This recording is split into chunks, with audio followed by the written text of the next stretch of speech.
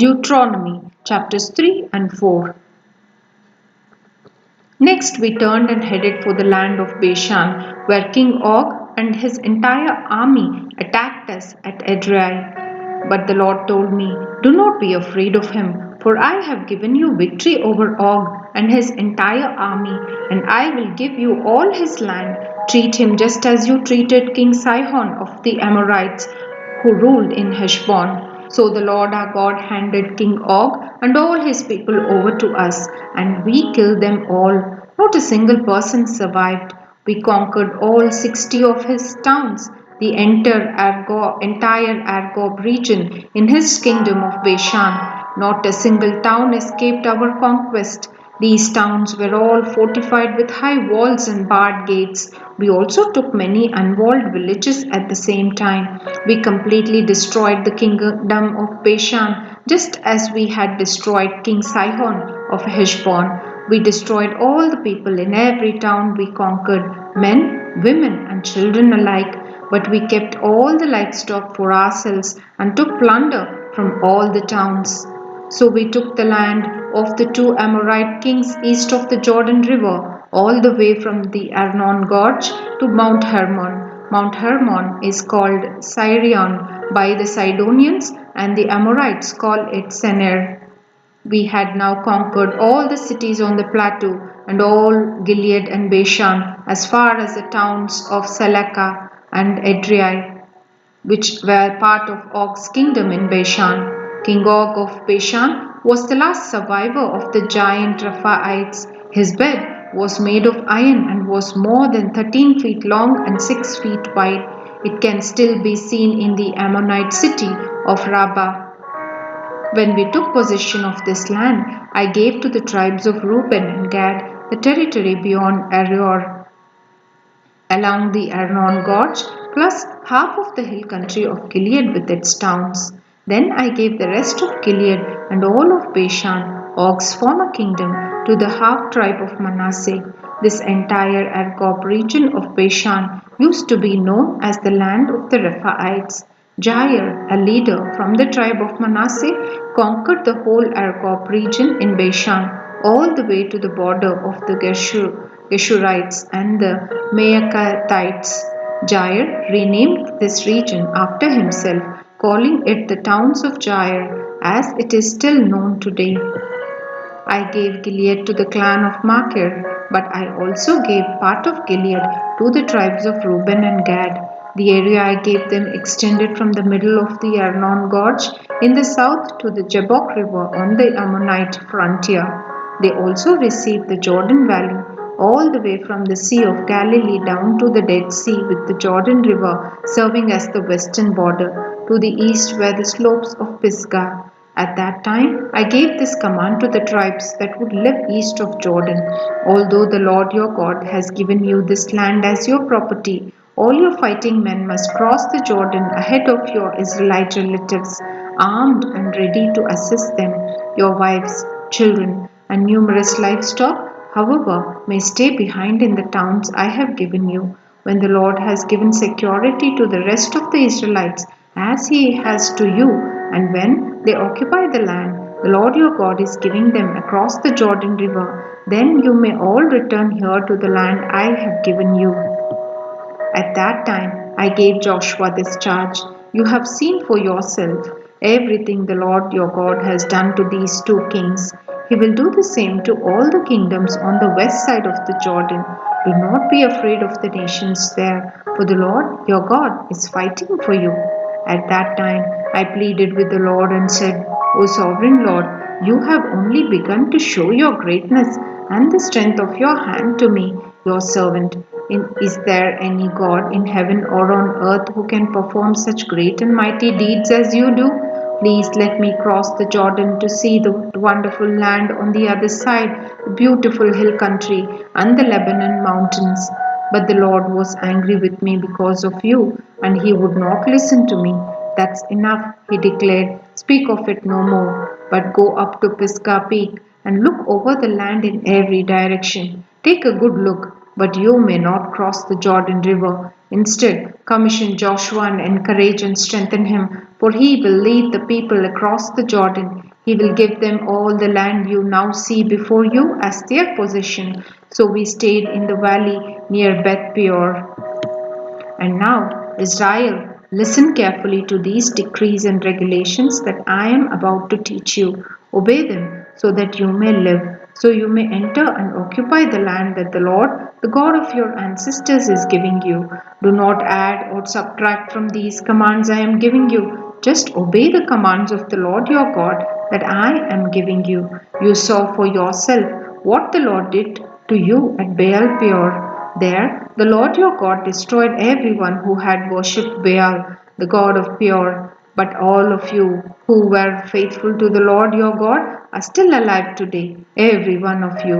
Look, I now teach you these decrees and regulations, just as the Lord my God commanded me, so that you may obey them in the land you are about to enter and occupy. Obey them completely, and you will display your wisdom and intelligence among the surrounding nations. When they hear all these decrees, they will exclaim, "How wise and prudent are the people of this great nation! For what great nation has a God as near to them as the Lord our God is near to us whenever we call on Him? And what great nation has decrees and regulations as righteous and fair as this body of instructions that I am giving you today? But watch out, be careful, never to forget what you yourselves have seen. Do not let these memories escape from your mind as long as you live, and be sure to pass them on to your children and grandchildren. Never forget the day when you stood before the Lord your God at Mount Sinai, where He told me, "Summon the people before me. I will personally instruct them. Then they will learn to fear me as long as they live, and they will teach their children to fear me also." You came near and stood at the foot of the mountain, while flames from the mountain shot into the sky. The mountain was shrouded in black clouds and deep darkness, and the Lord spoke to you from the heart of the fire. You heard the sound of His words, but didn't see His form. There was only a voice.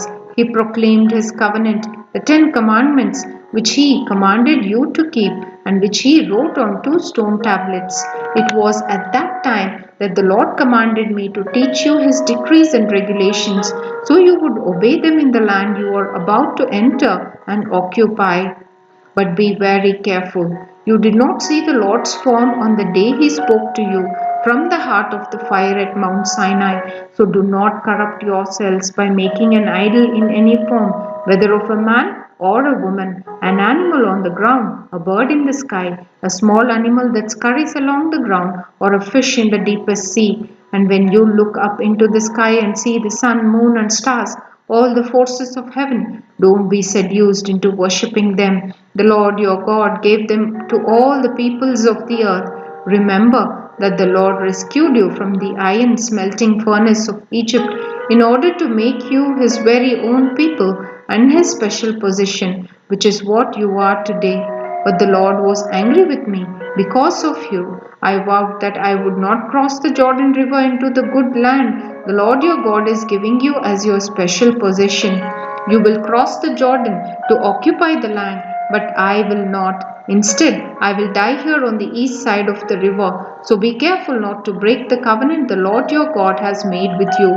Do not make idols of any shape or form, for the Lord your God has forbidden this. The Lord your God is a devouring fire. He is a jealous God.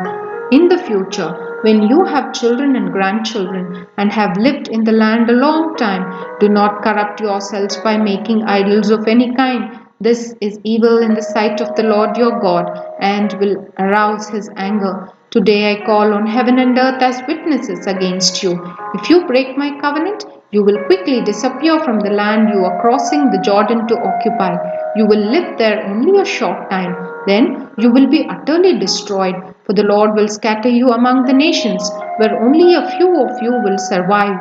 There, in a foreign land, you will worship idols made from wood and stone, gods that neither see, nor hear, nor eat, nor smell.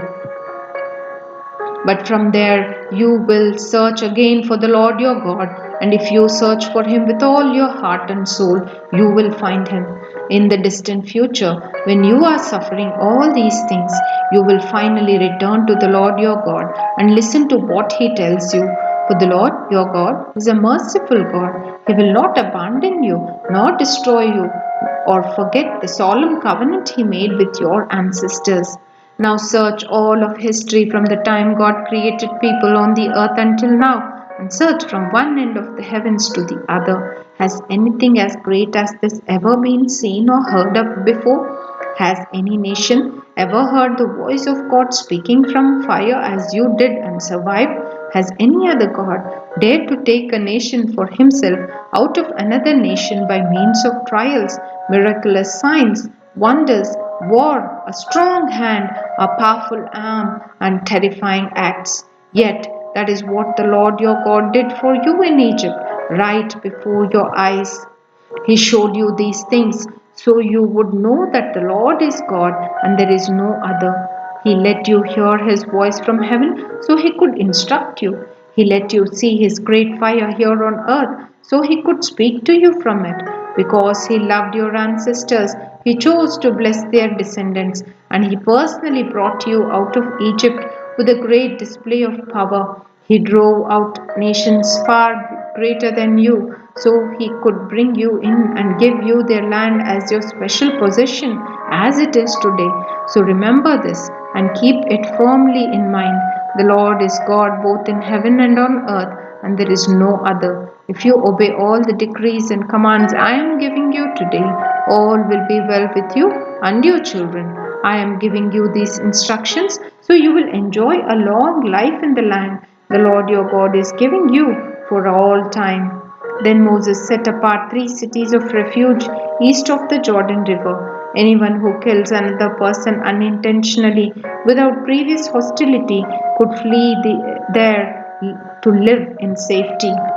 These were the cities: Bezer on the wilderness plateau of the tribe of Reuben, Ramoth in Gilead for the tribe of Gad, Golan in Bashan for the tribe of Manasseh. This is the body of instruction that Moses presented to the Israelites.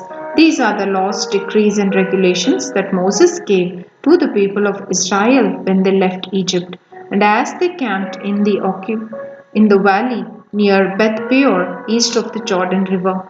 This land was formerly occupied by the Amorites under King Sihon, who ruled from Heshbon. But Moses and the Israelites destroyed him and his people when they came up from Egypt. Israel took possession of his land and that of King Og of Bashan and 2 Amorite kings east of the Jordan. So Israel conquered the entire area from Aroer at the edge of the Arnon Gorge all the way to the Mount Syrian, also called Mount Hermon, and they conquered the eastern bank of the Jordan River as far south as the Dead Sea, below the slopes of Pisgah.